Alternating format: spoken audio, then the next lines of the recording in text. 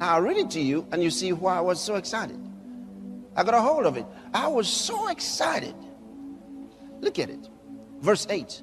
For if these things be in you and abound, they make you that you shall neither be barren nor unfruitful in the knowledge of our Lord Jesus Christ. Period. I thought I had it made. That was all I needed. To be fruitful and productive for Jesus Christ. Period. I thought I had it made. That was all I needed.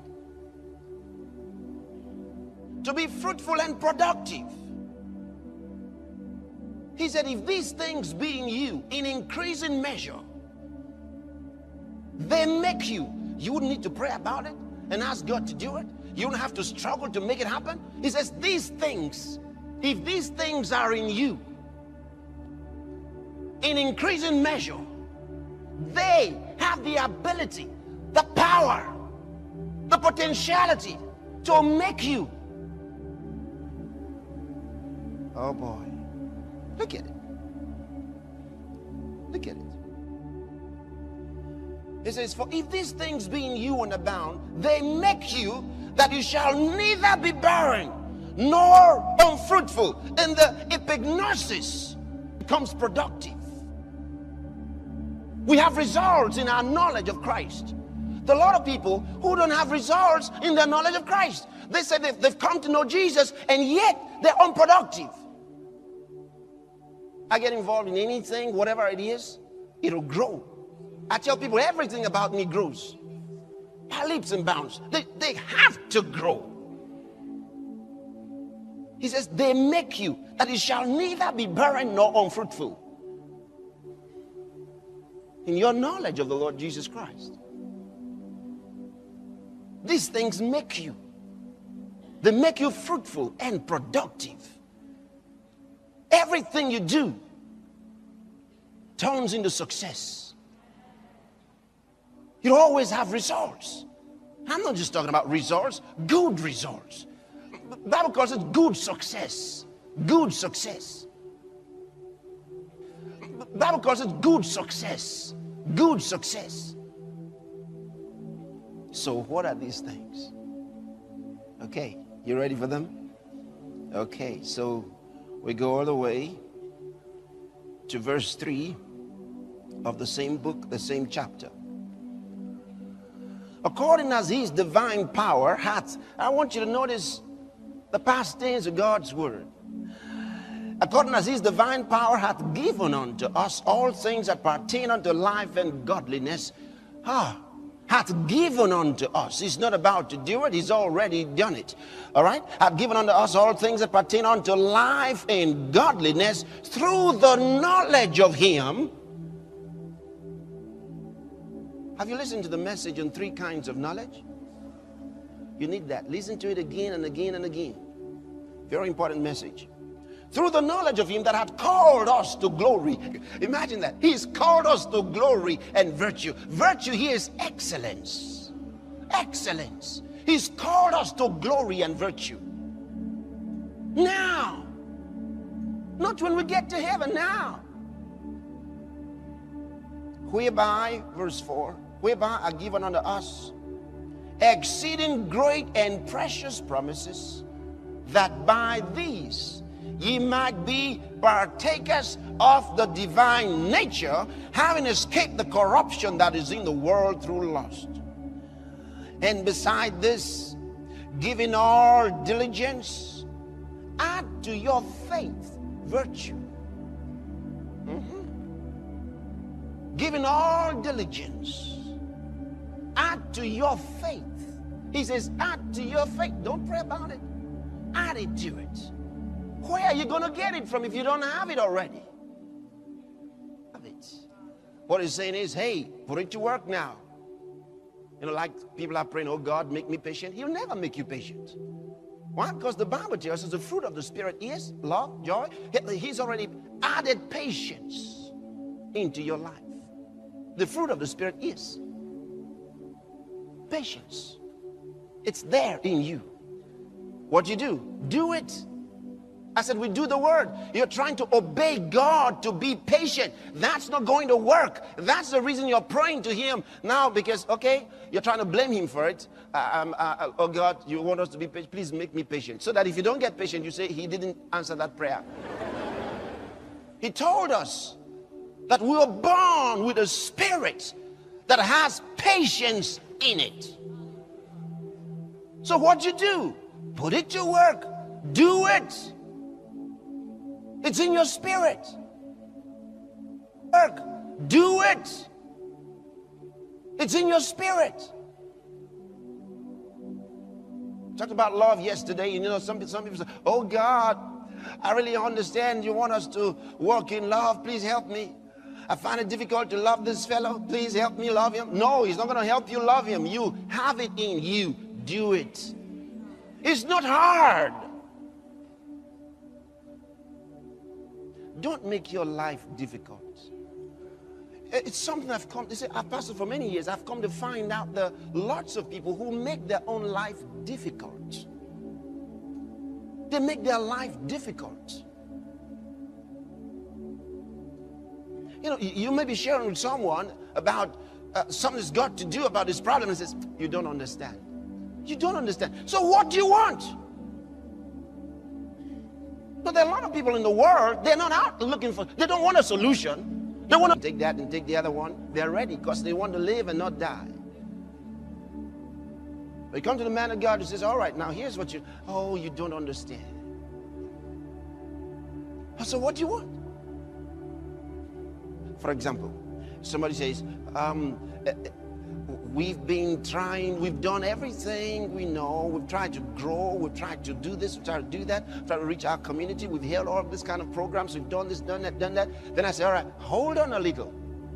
The Bible says here, if you do these things, if these things be in you and abound, they make you, but you shall neither be barren nor unfruitful in your knowledge of the Lord Jesus Christ.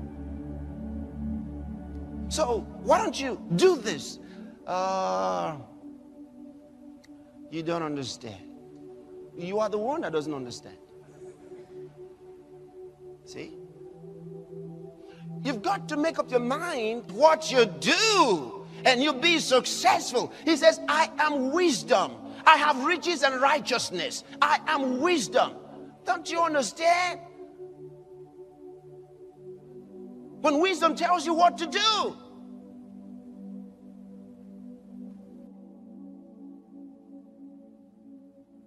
Now imagine if Moses had been arguing with God before the Red Sea. When God said, you remember he prayed, he tried to pray. Oh God, when he saw the chariots of Egypt coming, he said, oh God, and the people wanted to kill him. They said, Moses, you brought us here to kill us. We'll kill you first. He said, oh God. God said, shut up. First time God told him to shut up. He said, what? And God said, stretch your hand over the water and divide it. He had not been trained in water or sea dividing business before. Stretch your hand over the water and divide it. He had not been trained in water or sea dividing business before. But God said, do it. And God was in a hurry. He told the people, stand still, and you shall see the salvation of the Lord with you. God said, tell the people to go forward. Forward to where? Oh God, the sea's right here. We're not going anywhere. Where do we go? He said, go forward.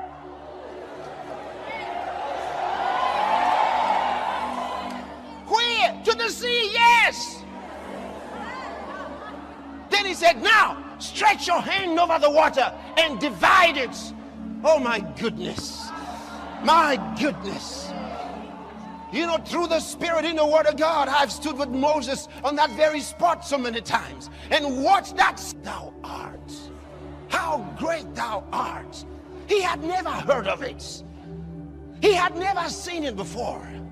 Nobody ever told him that God could divide waters like this.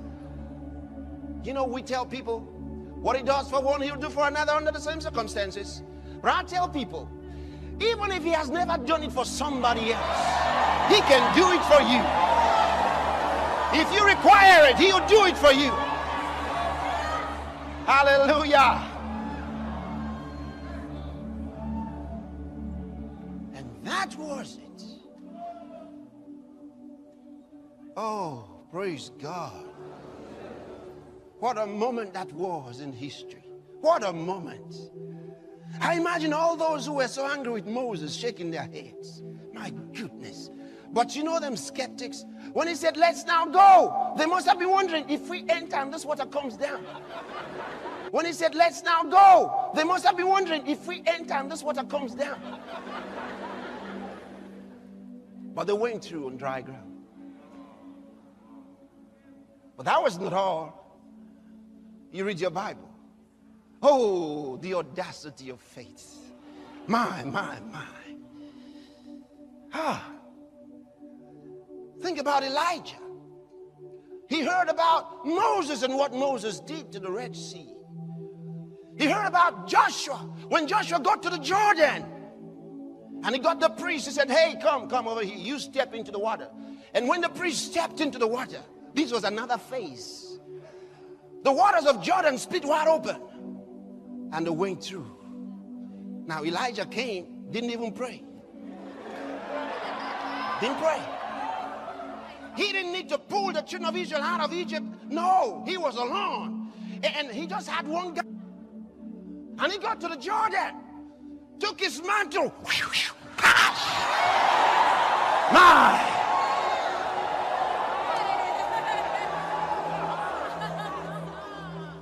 Audacity.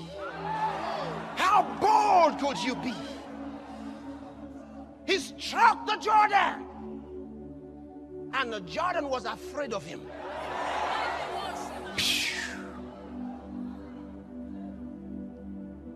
You can imagine Elisha's eyes just, what? And he followed him through the Jordan. No wonder. When he saw Elijah taken off, he cried out, my father, the chariots of Israel and the horsemen thereof. And he was gone. But the mantle dropped. Elisha picked it up. He said, Elijah's gone now. He turned. He was on the side of Jordan. How do I go home?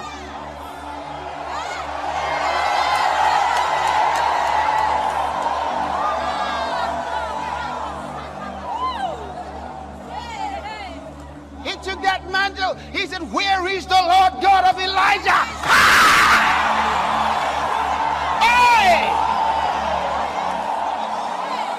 Guess what?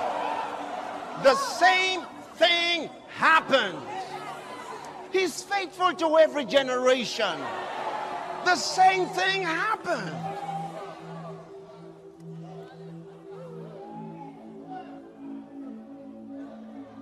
Moses did it. Joshua did it. Elijah did it. Elisha did it. And Jesus said, I'm not doing it that way. Did it.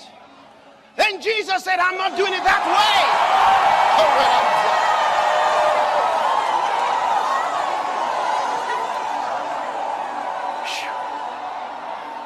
Are you listening to me now?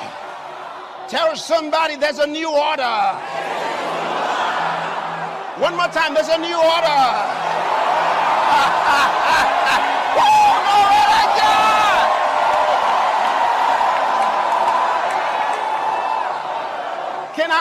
Can I explain something to you?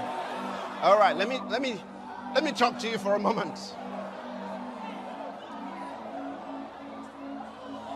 Can I talk to you for a moment? Okay. Oh, I hope you'll catch this. There are different orders. You know what an order is?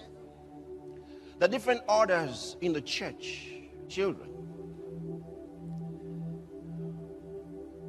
Many haven't understood who Jesus is, and therefore haven't understood